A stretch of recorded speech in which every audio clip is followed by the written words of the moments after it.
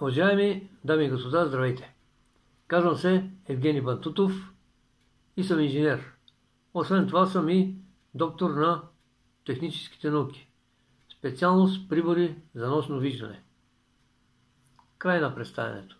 Ако някой иска да разбере по-подробно нещо за мен, трябва в Google да напише Евгений Бантутов Амазон на латиница.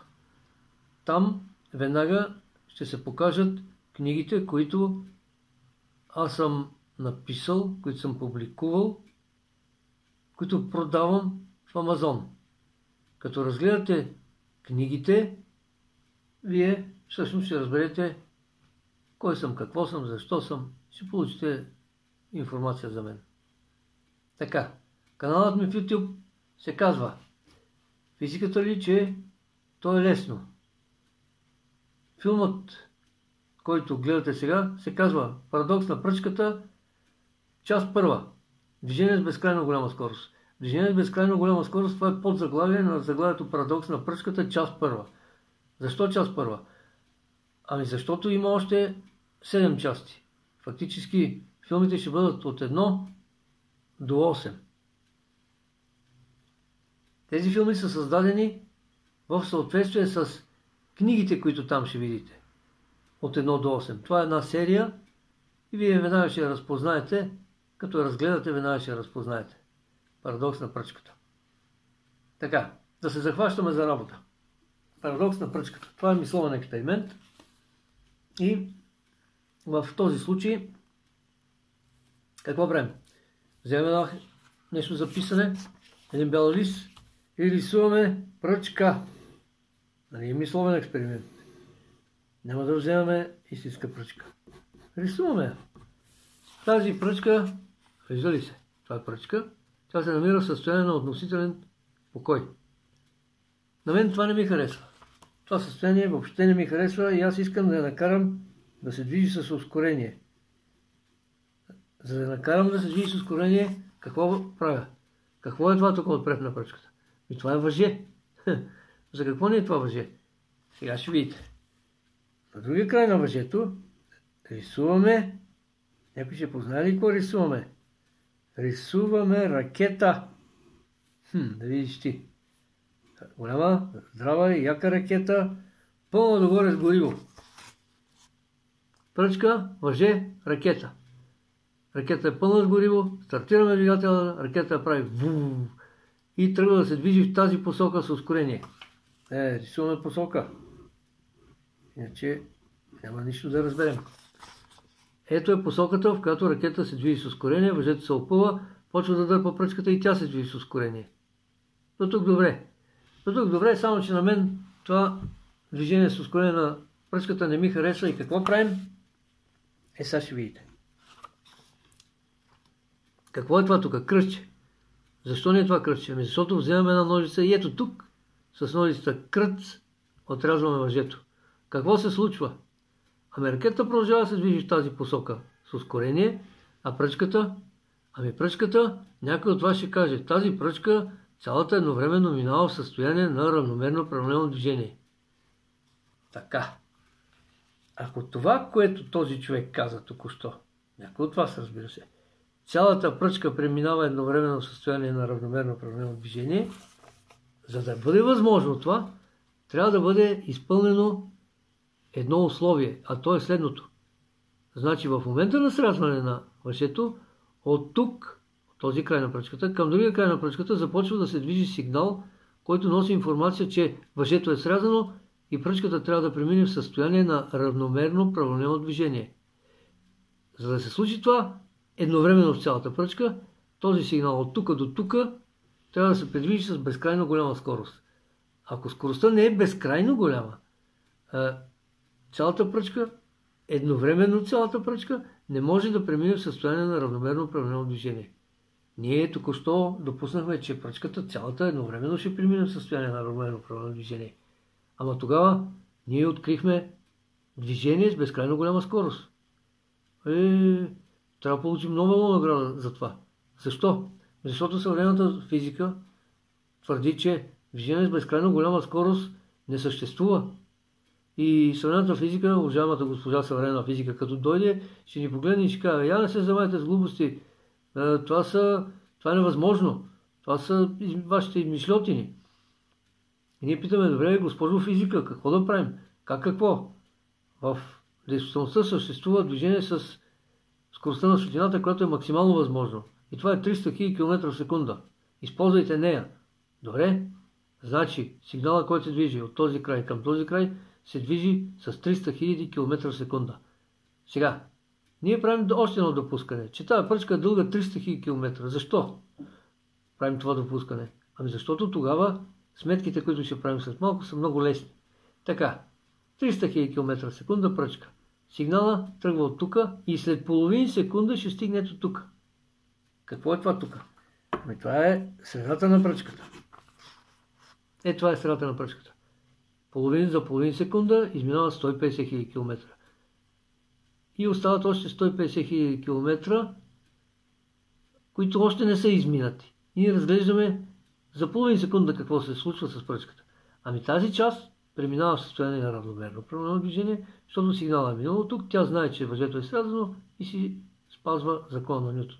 А тази част сигнала не е преминала още през нея. Тя не знае. Следователно тя се движи с ускорение.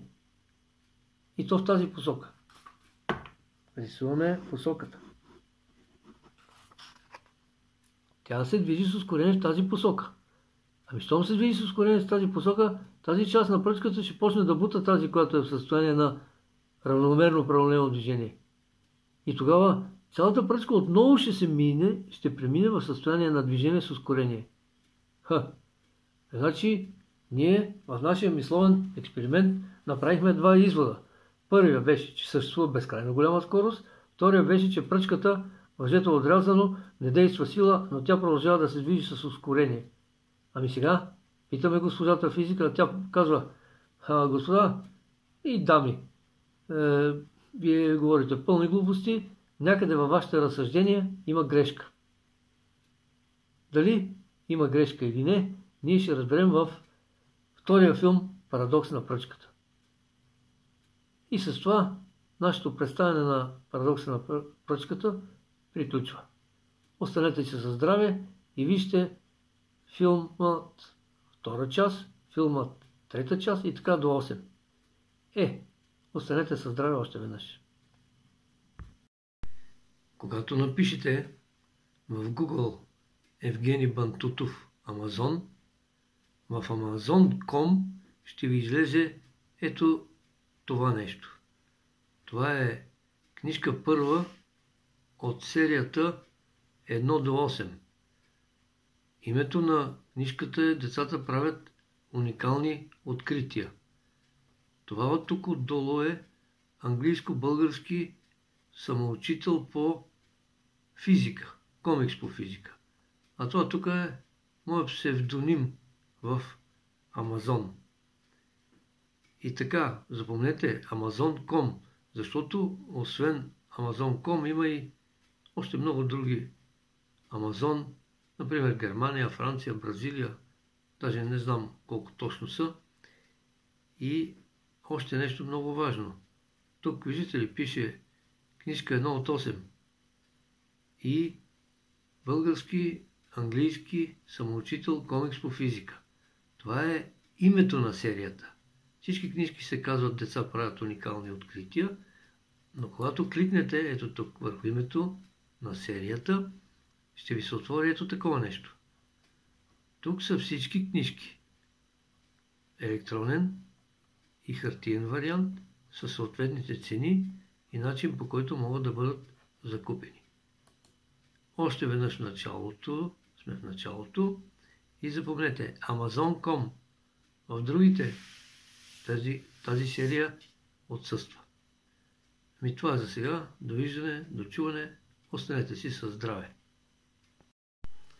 Уважаеми дами и господа, показвам ви произволно избрана страница от електронния вариант на една от книжките. Книжките са общо 9, казахме вече. Какво виждаме тук? Има 3 деца, които провеждат експеримент по физика. Това са текстови блокчета, в които всичко е написано на български. Същите текстове ги има ето тук отдолу и са на английски. Фактически това е самоучител по английски език. В същото време се провеждат експерименти по физика, в същото време е комикс. Фактически 3 в 1. Така, децата правят някакви експерименти, правят анализи, правят изводи. Сега искам да ви обърна внимание на един много интересен ефект, който съм го създал специално заради електронните варианти на тези книжки. Вижте сега, давам страница напред. Още напред, още напред, още напред. Виждате ли трите зелени сфери как се движат? Мога да ги върна назад. Назад, назад, назад, назад. Тези сфери се движат по точно определен начин, който се получава от физически експеримент. Данните за тяхното движение са ето тук в таблицата. Това са скорост пъти време на тези сфери. Детето или възрастния, който провежда мисловния експеримент, заедно с тези 3 деца, може да се възползва от този ефект, което позволява много бързо и лесно разбиране същността на самия физически експеримент. Естествено, това движение напред-назад може да се направи само в електронния вариант на книгата. Кое е по-добро, електронен вариант или хартиен, аз не мога да преценя. И едното и другото си имат своите предимства и своите недостатъци. Това всеки може да го прецени сам за себе си. За сега останете със здраве!